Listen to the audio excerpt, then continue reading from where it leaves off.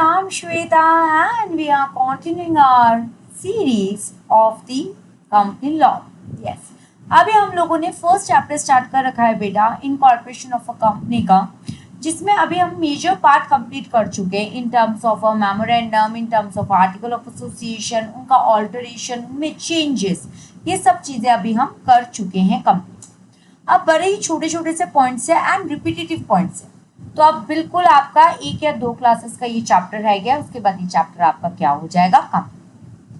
आज हम जो लेंगे इसमें topic that is your section number 80। अगर कभी भी कोई कंपनी कन्वर्ट हो रही है, यानी कि कन्वर्जन ऑफ कंपनीज जो ऑलरेडी रजिस्टर्ड है,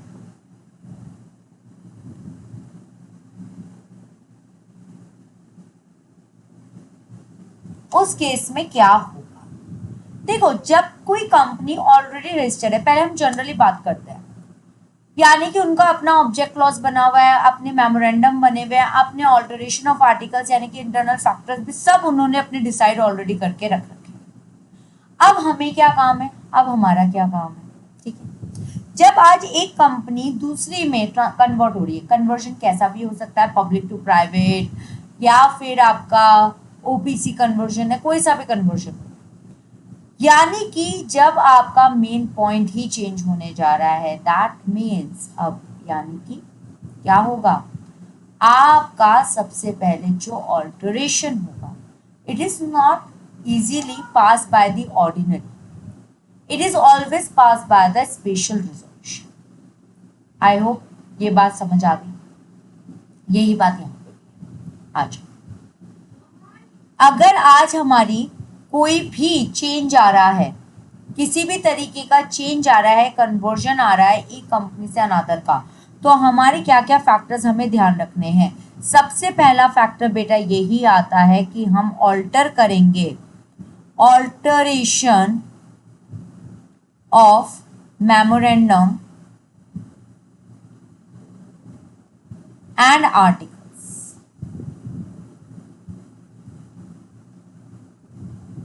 सबसे पहला पॉइंट ये, क्योंकि बेटा जहां पे आपकी कंपनी एक से दूसरे में कन्वर्ट हो रही है, सबसे मेजर इम्पैक्ट तो मेमोरेंडम की 6 क्लॉजेस पे आ रहा है। सबसे पहले उनको ऑल्टर करना पड़ता है, और ये ऑल्टर आप सबको पता है स्पेशल रिजोल्यूशन से। नेक्स्ट आती है, जैसे ही आपने ये ऑल्टर करे, then you have to file an application to the registrar.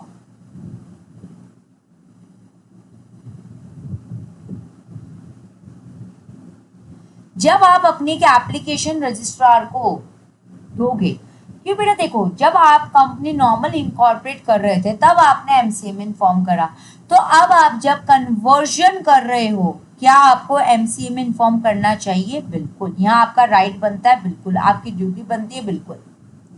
तो जैसे ही आप उनको इन्फॉर्म करोगे तो वो क्या करेंगे, जो आपकी पुरानी कंपनी है उसको क्लोज करेंगे और आपको कन्वर्जन का क्या कहते हैं, इशुएंस पास कर देंगे। और जब वो लोग इशुएंस पास कर देते हैं एमसीए से रजिस्ट्रार आपको, तो आपको एक नया इशू किया जाता है, इशू अ सर्टिफिकेट ऑफ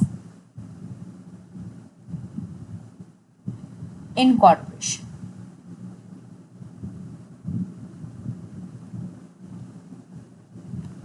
तो ये तो स्टेप बिल्कुल छोटे छोटे वाले चल रहे। अब एक और इसमें एक फोर्थ पॉइंट और आता है, no effect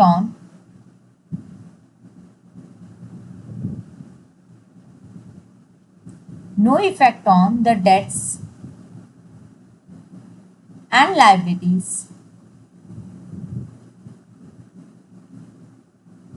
incurred etc. incurred before conversion।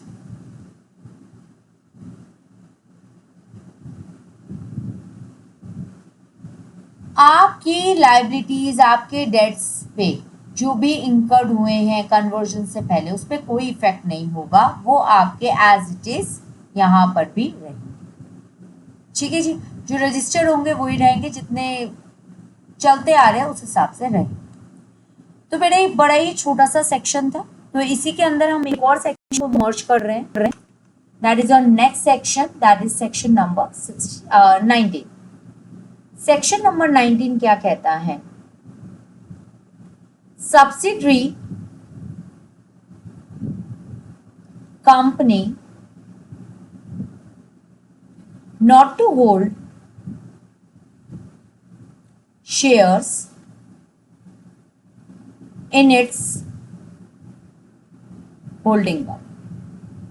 General rule है ये आपका कि कोई भी कंपनी सब्सिडरी कंपनी है, किसी होल्डिंग कंपनी के अंडर आती है, यानी कि किसी कंपनी ने किसी एक दूसरी कंपनी का मोर देन 51% शेयर्स अपने हाथ में ले रखा है, उस केस में जिस कंपनी का उन्होंने ले रखा है वो कंपनी होल्डिंग कंपनी में शेयर्स होल्ड नहीं कर सकती।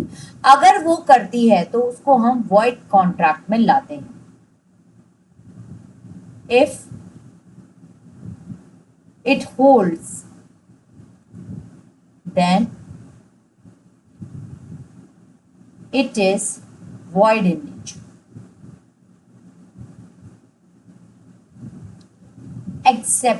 एक्सेप्शंस यानी कि the following subsidiaries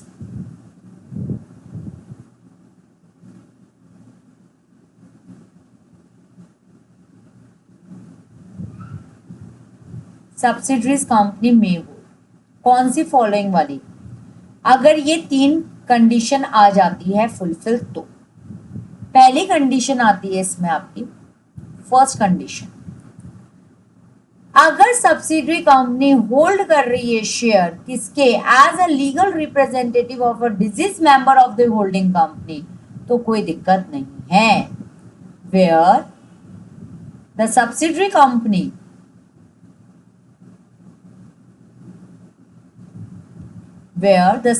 company holds such share as a legal representative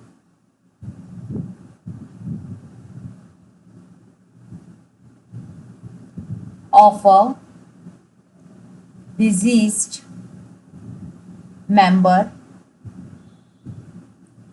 of the holding company,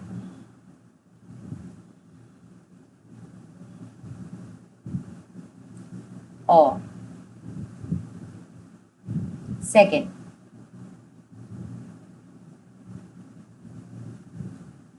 situation क्या कहती है? सेकेंड सिचुएशन कहती है वेयर द सब्सिडरी कंपनी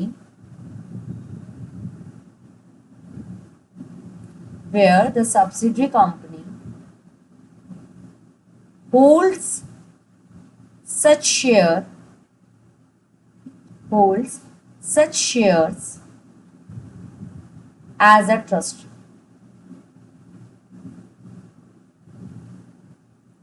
अगर सब्सिडरी कंपनी होल्डिंग कंपनी के shares as a trustee hold करके रखती है तो कोई दिक्कत नहीं। And last situation where the subsidiary company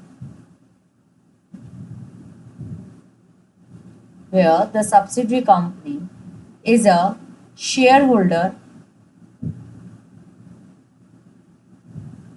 even before it became a subsidiary company of the holding company।